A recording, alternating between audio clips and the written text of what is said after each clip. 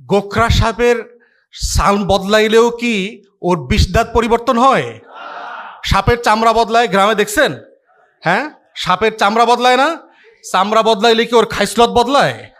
খাইসলত বদলায় না। আওয়ামী লীগ হইল সেই রকম গোখরা সাপ। অতএব এই গোখরা সাপ বারবার কইব যে ভাই আমি কিন্তু এখন নাচতে পারি, আগের মতো চিল্লাচিল্লি করি না, আমি এখন নাচি, তো আমার নাচ দেখতে আসেন। ও নাচের ফাঁকেও সুযোগ পাইলে কি করবে? ছোবল দেবে। আওয়ামী লীগ হচ্ছে গোখরা সাপ।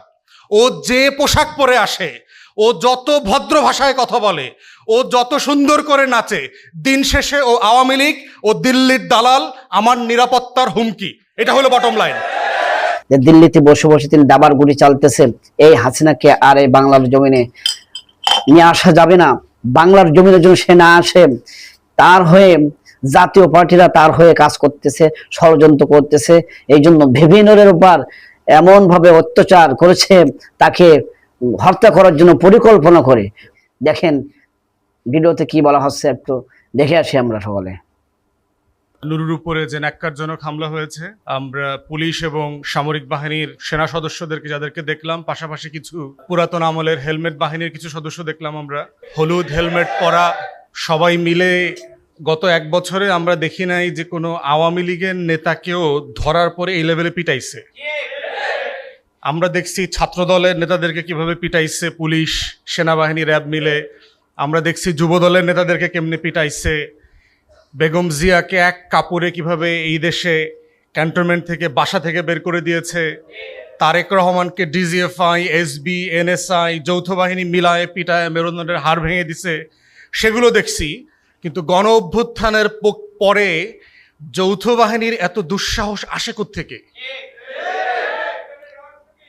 এইটা এখন আমাদেরকে সবাইকে সিরিয়াসলি এই বিষয়ে আমাদেরকে প্রশ্ন করতে জানতে হবে যে এই বাহিনী যারা গত 16 বছর দিল্লির আধিপত্যবাদ কায়েম করেছে, যাদের কারণে বাংলাদেশে 111-এর মতো একটা ইলেকশন ইঞ্জিনিয়ারিং হয়েছে, যারা বাংলাদেশকে গত 16 বছর ধরে পরতে পরতে দিনে রাতে দিল্লির কাছে বেচে দিয়েছে, তাদের এত বছরে তো এই মুরত ছিল না দিল্লির আধিপত্যবাদের বিরুদ্ধে আওয়ামী নেতা কর্মীদেরকে পিটাইতে।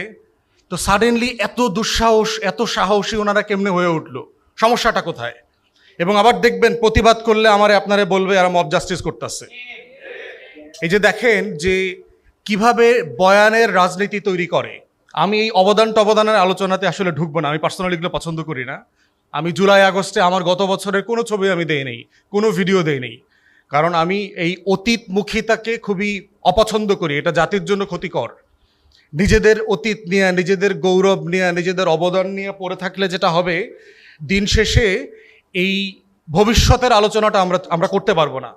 তা আপনারা যারা জুলাইয়ের তরুণ সহযোদ্ধারা এখানে আছেন, আপনাদের জন্য কয়েকটা মানে খাবারের আইটেম আর কি, পলিটিক্যাল খাবারের আইটেম বলে আমি শেষ করবো আর কি।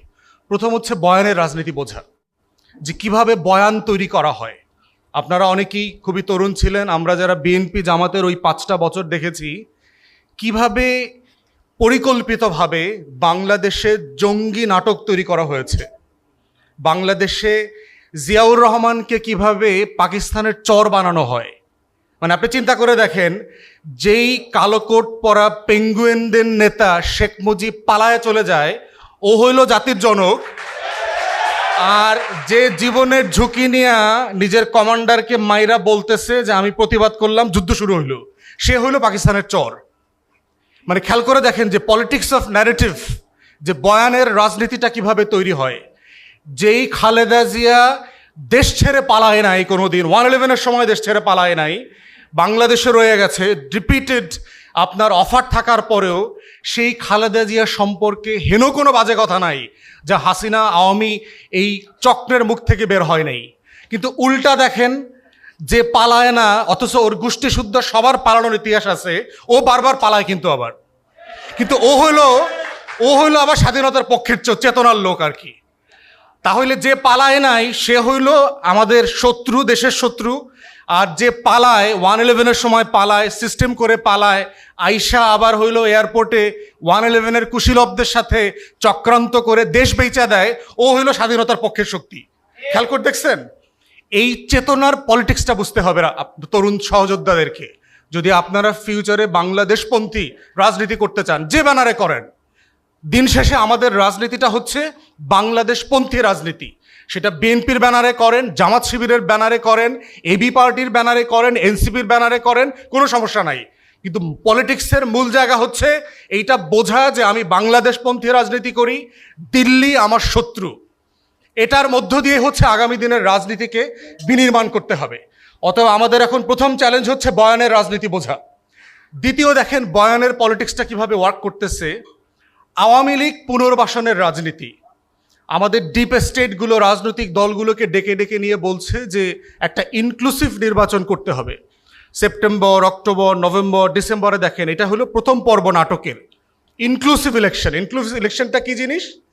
যে আওয়ামী লীগ যেন নির্বাচন থেকে বাদ না পড়ে। তাহলে তাদের কাছে গত বছরে যা ঘটে গেছে এটা শুধু একটা ক্ষমতার পরিবর্তন হয়েছে, এখানে গণ অভ্যুত্থান হয়নি। এইটা একসময় বিএনপি ছিল, এরকম বিএনপির আন্দোলন করে পতন করানো হয়েছে। এখন আওয়ামী লীগ আসছে, আওয়ামী লীগকে আন্দোলন করে পতন করানো হয়েছে। একসময় এরশাদ ছিল, এরশাদকেও আন্দোলন করে পতন করানো হয়েছে। বাস্তবতাটা কি আসলে তাই? এরশাদ বিরোধী আন্দোলন, বিএনপি জামাত বিরোধী আন্দোলন আর গত বছরের গণ অভ্যুত্থান কি এক জিনিস? কিন্তু তারা দেখবেন মিডিয়াতে সবাইকে একই ভাষায় বলবার চেষ্টা করতেছে। অতএব তো স্বৈরাচার বিরোধী আন্দোলনের পরে এরশাদ নির্বাচন করে নাই, এরশাদের লোকজন 30-35টা সিট পাইছে না 91-তে। তারপরে হচ্ছে বিএনপি জামাতের বিরুদ্ধে আন্দোলন করার পরে 96-তে কি বিএনপি নির্বাচন করে হাসছে, তো সংসদে ছিল তো।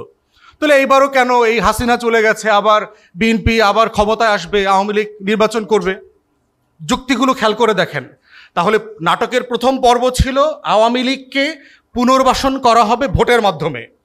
আমরা কালেকটিভলি সবাই মিলে যখন দাঁড়ালাম যে আওয়ামী লীগকে পুনর্বাসনের রাজনীতি মেনে নেওয়া হবে না, যেই পদে থাকেন, যেই আমলাতন্ত্রে থাকেন, যেই উর্দি পরা কাপড় পরে প্রজাতন্ত্রের কর্মচারীরা যদি আমাদেরকে ডিকটেট করবার চেষ্টা করেন, আমরা প্রতিবার আপনাদেরকে না বলবো। যেভাবে দিল্লির আধিপত্যবাদের বিরুদ্ধে আমরা বারবার না বলেছি এবং আমরা লড়াই করেছি, আওয়ামী লীগ পুনর্বাসনের রাজনীতি হবে না। এখন দেখেন দ্বিতীয় পর্ব, দেখেন আওয়ামী লীগ পুনর্বাসনের। পরিষ্কার পরিচ্ছন্ন আওয়ামী লীগ শুনছেন না আপনারা? রিফাইন্ড আওয়ামী লীগ। রিফাইন্ড আওয়ামী লীগ কেমনে হইব? এই সাবের হোসেন চৌধুরী সাহেবের মতো একটা ভদ্র মানুষ, ভালো মানুষ, কথা সত্য। গোখরা সাহেবের সাল বদলাইলেও কি ওর বিষদাঁত পরিবর্তন হয়? সাপের চামড়া বদলায়, গ্রামে দেখছেন?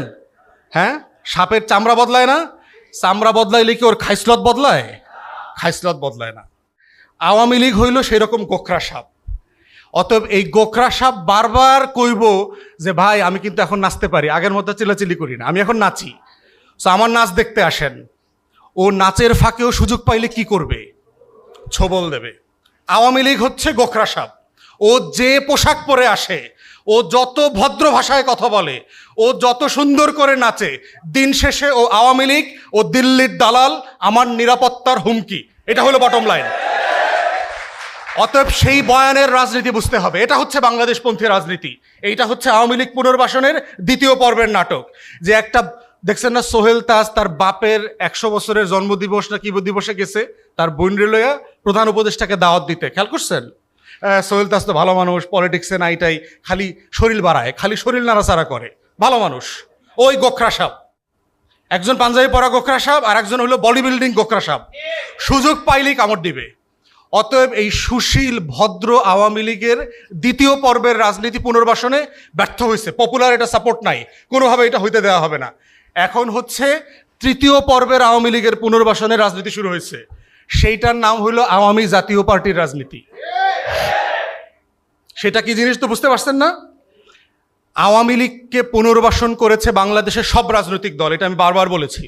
আওয়ামী লীগকে প্রথম পুনর্বাসন করেছে শহীদ প্রেসিডেন্ট জিয়াউর রহমানের উদারতা দিয়ে, এবং বিশ্বাস করে হাসিনাকে দেশে আসতে দিছে। আসার 2 সপ্তাহের ভিতরে তাকে শাহাদাত বরণ করতে হয়েছে। আওয়ামী লীগ হলো সেই গোখরা সাপের নাম, ওরে বিশ্বাস করা যাবে না। আওয়ামী লীগকে প্রথম সংসদে কে নিচ্ছে? 86 সালের নির্বাচনের মধ্য দিয়ে জাতীয় পার্টি নিচ্ছে। তৃতীয়বার আওয়ামী লীগকে পুনর্বাসন করছে জামাত, বিএনপি বিরোধী আন্দোলন করে 90-এর দশকে। তাকে ক্ষমতায় নেয়ার ব্যবস্থা করছে 21 বছর পরে। চতুর্থবার আওয়ামী লীগকে পুনর্বাসন করছে 111-এর সরকার। দিল্লি, প্রণব মুখার্জি, বাংলাদেশের বুদ্ধিজীবী, বুদ্ধিবেশ্যারা যারা আছে, এই দেশকে যারা কলম দিয়ে লিখে ভুয়া অর্থনীতির থিওরি দিয়ে দিয়ে দেশ বেচার রাজনীতি করে, তারা মিলে করেছে। আওয়ামী লীগকে যারা যারা বিশ্বাস করে পুনর্বাসনের রাজনীতি করেছে, তারা সবাই এই দেশে অভিশপ্তের শিকার হয়েছে। সবাই হয়েছে, সবাইকে মূল্য দিতে হয়েছে বাংলাদেশে। অতএব যারাই কোনো না কোনো নাটকের মধ্য দিয়ে আগামী দিনে আওয়ামী লীগ পুনর্বাসনের চেষ্টা করবে, তাদের জন্য অভিশাপ ওই ছবল রেডি আছে। কিন্তু কোনো না কোনো ফর্মে অভিশাপের শিকার হইতেই হবে, কারণ এই মাটি মীর জাফরের রক্ত নিতে পারবে না। আওয়ামী লীগের জন্ম কোন দিনে জানেন? কেউ জানেন? ওর জন্ম হয়েছে পলাশী দিবসে, 1949 সালের 23শে জুন। 1757 সালের 23শে জুন বাংলার স্বাধীনতার সূর্য অস্তমিত হয়েছিল পলাশীর আম্র কারণে। অতএব আওয়ামী লীগের রক্তধারার নাম হচ্ছে মীর জাফরের রক্তধারার নাম। ঘসিটি বেগম, রায়দুল্লভ, অমিচাঁদ আর এই জগৎ শেঠদের রক্তধারা, লেন্দুব দর্জির রক্তধারার নাম হচ্ছে আওয়ামী রক্তধারার নাম। এই রক্তধারার ভিতরে শুধু অভিশাপ আছে। এই রাষ্ট্রের একমাত্র নিরাপত্তা হুমকি গত 70 বছর ধরে যারা বাংলাদেশের স্বাধীনতা, সার্বভৌমত্বে প্রতিদিন প্রতি রাতে দিল্লির কাছে বিক্রি করে দিচ্ছে, সেই রক্তধারার নাম হচ্ছে আওয়ামী লীগ। অতএব সেই ধারাকে কোনোভাবে কোনো নামে ব্যানারে পুনর্বাসনের রাজনীতির বয়ান যারা তৈরি করছে, তারা আসলে দিল্লির আধিপত্যবাদকে ফিরায় নিয়ে আসছে। এবং এইটার এখন তৃতীয় ভাষণ আপনারা দেখতে পাচ্ছেন, জাতীয় পার্টির নামে চলছে। এবং এরা কিন্তু ভাই বোনের রাজনীতি করে, দেখবেন একজন যখন বিপদে পড়ে আরেকজন আগায় আসে। দেখবেন যখন আওয়ামী লীগ বিপদে পড়ছে, জাতীয় পার্টি আগায় আসছে। আবার দেখেন 90-এর দশকে জাতীয় পার্টিকে তুইলা কোলে তুলে কে নিচ্ছে? আওয়ামী লীগ নিচ্ছে, দুজনকে বাঁচায় রাখে। অথবা এখন বিপদে পড়ছে আওয়ামী লীগ, বাঁচায় রাখার দায়িত্ব নিছে হইল ওই যে সুইমিংয়ে নামার সময় দেখছেন না, একটা গোল জিনিস পরা লাগে, লাল জিনিস পরা লাগে, দেখছেন আপনারা পানিতে যখন নামছেন? ওইটা হইলো হেরা ভাই বোনরা মিল্লা জিল্লা পরে, যে যখন পানিতে নামে আরেকজনটা জড়ায় ধরে। এখন হইল ওই কোট পরার দায়িত্ব হইল জাতীয় পার্টির। অতএব জাতীয় পার্টি কি জিনিস কয়দিন আগে আপনারা দেখেছেন। এই জাতীয় পার্টির একসময় ইন্টারন্যাশনাল অ্যাফেয়ার্সের দায়িত্বে ছিল নর্থ সাউথের একজন শিক্ষক সাকিব রহমান। তার একটা লেখা আসছে, দেখবেন নেত্র নিউজে, বাংলাতে এবং ইংরেজিতে। যারা রাজনীতি করছেন তারা দয়া করে পড়বেন। তাকে কিভাবে ইন্ডিয়ান হাই কমিশন ইন্টারফেয়ার করে জিএম কাদেরকে নোটিশ ছাড়া 1 ঘন্টার ব্যবধানে ডিসমিস করছে, কারণ ইন্ডিয়ান হাই কমিশন ইন্টারফেয়ার করছে। এইরকম বহু ঘটনা আছে। জাতীয় পার্টিকে কিভাবে তারা এখনো নাচতেছে।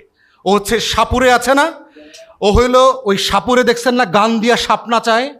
তো জাতীয় পার্টি হইল ওই সাপুরে, হইল দিল্লিতে, আর ও বাংলাদেশে বসে নাচে। অতএব এই হচ্ছে আওয়ামী পুনর্বাসনের রাজনীতি। এই রাজনীতির বয়ান সম্পর্কে আমাদের সহযোদ্ধাদেরকে, রাজনৈতিক কর্মীদেরকে সচেতন থাকতে হবে। এবং যে বিভক্তি তৈরি হচ্ছে, মনে রাখতে হবে যে আমরা সবাই বাংলাদেশের পক্ষে, গণ অভ্যুত্থানের পক্ষে। প্রতিযোগিতা থাকবে, প্রতিদ্বন্দ্বিতা থাকবে, কিন্তু সেটা যেন কেউ কারো বিরুদ্ধে শত্রুতায় রূপান্তরিত না হয়। বিএনপি জামাতের শত্রু না, জামাত এনসিপির শত্রু না, এনসিপি এবি পার্টির শত্রু না, আমরা কেউ কারো শত্রু না, এটা মাথায় রাখতে হবে। আমাদের সবার কমন শত্রু হচ্ছে দিল্লি, আমাদের কমন সব শত্রু হচ্ছে আওয়ামী লীগ। এইটাকে কেন্দ্র করে আমার সবার রাজনৈতিক কর্মসূচি সাজাতে হবে। আমরা কি বক্তব্য দিচ্ছি, আমরা কি কথা বলছি, সেটা খুবই গুরুত্বপূর্ণ। এই জন্য আমাদের দ্বিমত যেন ভারতের পকেটে না যায়। তাহলে যেটা হবে, আমরা হেরে গেলে কিন্তু একা হারবো না। বিএনপি যখন ডুবছে গত 16 বছরে, শুধু বিএনপি ডুবছে না, সারা বাংলাদেশ ডুবছে। সারা বাংলাদেশ ডুবছে। যখন জামাত ডুবছে, তখন কি শুধু জামাত ডুবছে না, সারা দেশ ডুবছে? সারা দেশ ডুবছে। এই বাংলাদেশপন্থী রাজনৈতিক দলগুলোর ব্যাপারে এই জিনিসগুলো সবার মাথায় থাকতে হবে। দ্বিমত করবেন, আমরাও দ্বিমত করেছি। বিএনপির সাথে অনেক বিষয় আমাদের দ্বিমত আছে। আমরা ঐকমত্য কমিশনে পাবলিকলি বলেছি, কিন্তু তাই বলে তো তারেক রহমানের নাম ধরে গালি দিতে হয় নাই। তাহলে তারেক রহমানের নাম ধরে কারা গালি দেওয়াচ্ছে? তারা কারা? যেই গালি আমরা হাসিনাকে দেই নাই, সেই গালি তারেক রহমানকে কেন দিতে হবে? কারা দিচ্ছে? এরা পরিকল্পিতভাবে দিচ্ছে না? যে মরছে সেও যুবদলের, যে মারছে সেও যুবদলের, বিচার চাইতেছে তারেক রহমানের কাছে। ঠিক উল্টা হওয়ার কথা না? রাজনীতি যারা করে, এটা গ্রামার আছে না স্লোগানের, আমার ভাই মূল্য কেন, তারেক রহমান জবাব চাই। আরে তারেক রহমান জবাব দিবে কেমনে? দুইটাই তো তার ভাই। গ্রামার আছে না, ধরেন এই দলের লোকরা সেই দলের মারছে, তখন না স্লোগান দেয় যে অমুক মারলে কেন, আমার জবাব দে, কে কারটা মারছে। তাহলে পরিকল্পিতভাবে এই স্লোগানগুলো ব্যবহার করা হচ্ছে। এক দলের বিরুদ্ধে আর এক দলের অ্যাগেনস্টে। কারা করছে? ওই দিল্লির গোলামরা করতেছে, ওই দিল্লির গোলামরা করতেছে। এই জন্য এই গুপ্ত রাজনীতি, এইটা সেইটা বলে একজন আরেকজনকে ট্যাগিং করলে যেটা হবে, মাইর খাওয়ার সময়, গুলি করার সময় গুলিটা শুধু ছাত্র দলের বুকে লাগবে আর শিবিরের বুকে লাগবে, গুলি কিন্তু দল চেনে না, মাথায় রাখেন। অতএব এই ধরনের স্টুপিড কাজ যদি আপনারা করেন, একজন আরেকজনকে ছোট করেন, মাইর যখন আসবে সবাই কমনভাবে খাইতে হবে। গত 16 বছর তো দল ধরে ধরে মাইর দেয় নাই, আওয়ামী লীগ ছাড়া সবাইকে মাইর খাইতে হয়েছে না? মাইর খাইতে হয়েছে। তাই জন্য সাবধান, মূল শত্রু ফাইট করেন, একসাথে মিলে ফাইট করতে হবে এবং এভাবেই বাংলাদেশপন্থী নতুন রাজনীতি দাঁড়াবে। সবাইকে ধন্যবাদ, সালামু আলাইকুম।